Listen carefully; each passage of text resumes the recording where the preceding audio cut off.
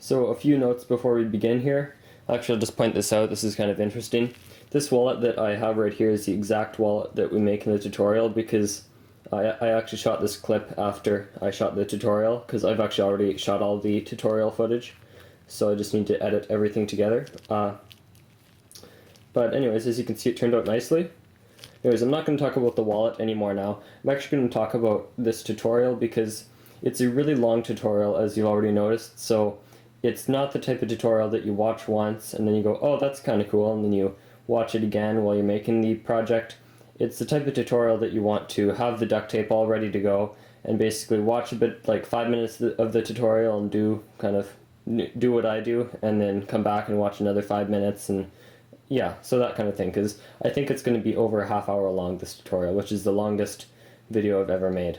So anyway, sorry about the length, but I mean, to make a really nice wallet like this, I just needed to, I couldn't show you guys how to make one in 5 minutes, because I'd be rushing through it so quickly and would miss so many different important steps. So anyways, let's start the tutorial. Alright, so welcome to my Duct Tape Wallet 2.0 tutorial. Now this tutorial is sort of an update on my previous Duct Tape Wallet tutorial because since then I've made several improvements to my wallet and I just wanted to share them all with you guys out there. So to start off here, I'll just show you a couple of the improvements I've made. As you can see, the whole wallet itself looks very clean and well thought out, which indeed I've spent probably about 4 hours playing around with different designs to get a really nice looking wallet.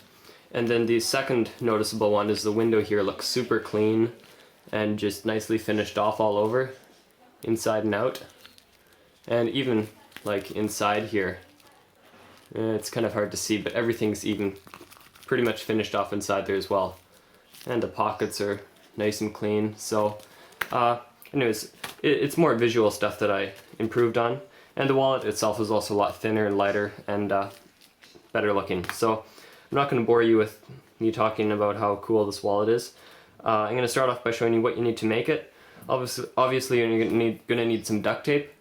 Any type will do. In a minute I'll talk about what specific types work best. But yeah, you'll need some duct tape, some black tape. I'm just going to use Gorilla Tape for this. If you don't have Gorilla Tape, black duct tape or electrical tape will work as well. But Gorilla Tape is good because it's really thick, so it has a bit of form to it. You'll see later on the tutorial, I'll point it out to you. So some sort of black tape, so duct tape, some sort of black tape, and packing tape. This is going to be used to make the window itself. And scissors, a pen, a ruler or a measuring tape or some kind of measuring device. And you'll also need a template. Now I just made this template a few weeks ago, and basically it has all the different dimensions of all the different pieces of duct tape we're going to be cutting out. It also has a few notes like what pieces you do and don't need and what lines to cut and stuff like that, which way the tape runs. So it's useful, especially for your first couple times you make these wallets. So go and print off this template. I'll put a link in the description and you can download it and then print it off. So yeah, go do that, gather all the supplies you need to make it, and then we can start. Now I'll start by showing you how to make this sheet of duct tape. So a quick note about the duct tape here. The stuff I'm using is really thin. I'll just pull off a little strip here.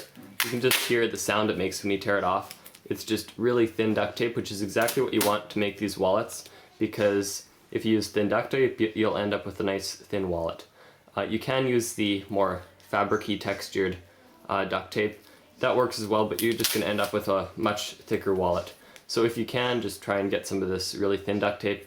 This stuff is made by Duct. Probably just pretty much all hardware stores, at least in Canada, carry it. I'm not sure about the US. I'm pretty sure this stuff is in the US as well.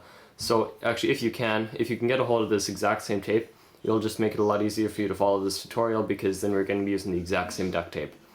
So to make your sheet of duct tape, what we're going to do is just tear off a strip of duct tape here that's about 450 millimeters long.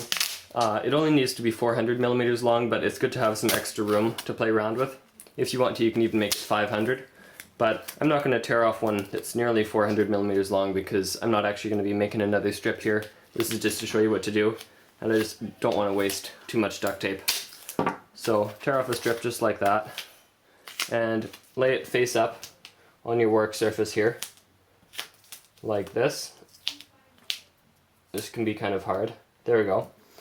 You tear up another strip that's as long as your first strip, or a little bit longer is fine as well. And then just lay it face down on top of your first strip, only overlapping it halfway though. And this can be kind of tricky as well. And then just smooth it out like that, and then flip it over again, or sorry, the first time. Flip everything over here, and you can even just press this down gently up to here to hold it in place. Tear off another strip, same deal, about as long as your first strip or longer. And you're just going to kind of push it up against the edge of your first strip here, just like that, so that it's okay if there's a slight gap in between these two strips. You just don't want it to be too big, and you want it to be pretty even if there is a gap. I didn't do too good of a job here, but I'm not taking my time with this. And then tear off another strip and just flip this whole thing over again, tear off another strip, line it up the same way we just did, and push it down, flip it over, and just do the same thing over and over again until you have 11 strips of duct tape on the table. So like 1, 2, 3, 4, 5, 6, 7, 8, 9, 10, 11. And then what you're going to find is that you have two little ends of duct tape sticking out like this that are sticky, and we need to get rid of those, and the easiest way to get rid of them is to just fold them over on themselves like that. And this is probably the best thing to do, because then you also finish off this edge here. It's a nice rounded edge. And do the same thing up top here, like that. And so you just have to try and picture that in a huge sheet of duct tape, which I actually have right here, as you can see. So what we're going to do now is take our template. Hopefully you've printed one off, and you're just going to try and copy everything that's on here onto your sheet of duct tape. I'd recommend starting with a piece of paper and just line the bottom of your piece of paper up with the bottom of your sheet of duct tape, like this, and then line a ruler up with the side of your piece of paper, with the edge of your piece of paper like that. Then take your pen and just draw a line up like that all the way. And then what you've made is you've just made a perfect 90-degree angle between this line and the bottom of your sheet of duct tape, which is what you want, because we're going to be using this line. Then what you can do is you can just use that line as a guide. You can just measure over from the line 210 millimeters on the top, and then 210 on the bottom as well, and just make 2 dots there and there. Line your ruler up like that with the 2 dots, and just draw a line up like that, and then just do the same thing, measure like 85 up, 85 up, connect those. So you just work on doing that to create your whole, to create all your pieces of duct tape here. And then once you've done that, it should look something like this. Not sure how well you can see those lines, but I've done that, made my first line, second line, third line, fourth line, and made all these lines in between here. So I have all my pieces of duct tape. So then the next thing you do is basically just cut them all out, and that's what I'm going to do right now, and I'll be back when that's done. So once you've cut everything out, you should have something that looks like this. Sort of like our template, actually, as you can see, right?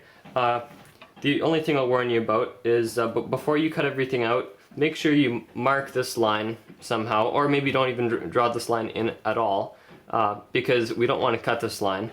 And I mean, if you're cutting everything else out, it's super easy to just pick this sheet up and cut away. And if you do, you can just tape these 2 pieces back together, but ideally scribble out this line or something just so that you know not to cut it, because even on here it says do not cut this line. So once you've cut everything out, we're going to start assembling the main pocket, which will use this piece and this piece. And you don't need these 2 pieces.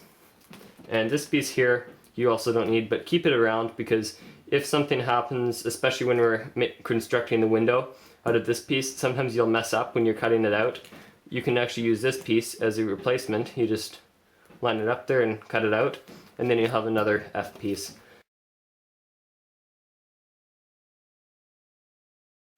So to construct our main pocket of our wallet, we're going to need this joint AB piece and our C piece as well. And I'm just getting these letters from my template here. So our AB piece and our C piece. Those are the only pieces we're going to need to make our main pocket of our wallet. So the first thing we're going to do is find the finished off edge on this piece, which happens to be this edge right here, and that'll basically tell you that this is the A piece because the finished off edge is on the bottom and the A piece is on the bottom. So it's going to have the finished off edge, which is actually what we want as well. Orient that so that it's on the top, and then what you're going to do is take your C piece and orient your C piece so that the finished off edge is on the top as well. And by the way, that's why I put the C piece on the top of my template, because I wanted the C piece to have a finished off edge. And if you make the duct tape wallet, you'll see how that comes in when you're done making the wallet. Because as you can see, the C piece, which is this piece right here, has a nicely finished off edge, and so does the A piece back here. You don't have to finish them off. So anyways, position your C piece so that it lines up with this line, hopefully that you've drawn down here. And remember, this is the line that you didn't end up cutting. So position it with that line, and when you position it with that line, you should be able to see about 3 to 5 millimeters of your A piece on the top here. Just move your C piece up so that you can only see about 2 millimeters of your A piece. So that's pretty good right there. Take your time to position this, and then take one of these long strips. This is just a strip that I tore off my roll of duct tape, and then I tore it down the center so it's not as thick. And by the way, I'm going to be referring to these strips as half strips from now on, and the full width strips as just whole strips. So press this piece down right over top the where the pieces join up, and just push it down gently like that. And then you're going to fold this piece up like that so that you can see about, and you might have to hold your C piece down while you fold it up. Anyways, fold that piece up so that you can see about 2 millimeters of your C piece and a couple millimeters of your A piece.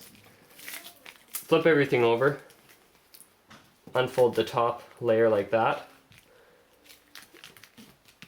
and then take your other half strip here. You'll need to cut another strip like this. Actually, it was the other side of this strip. And then just position it like this on top of the seam and push down like that.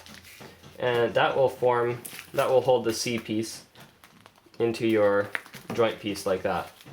So this is actually going to end up forming our main pocket, as you can see there. You can already see it coming together. So take your scissors and trim off the extra here,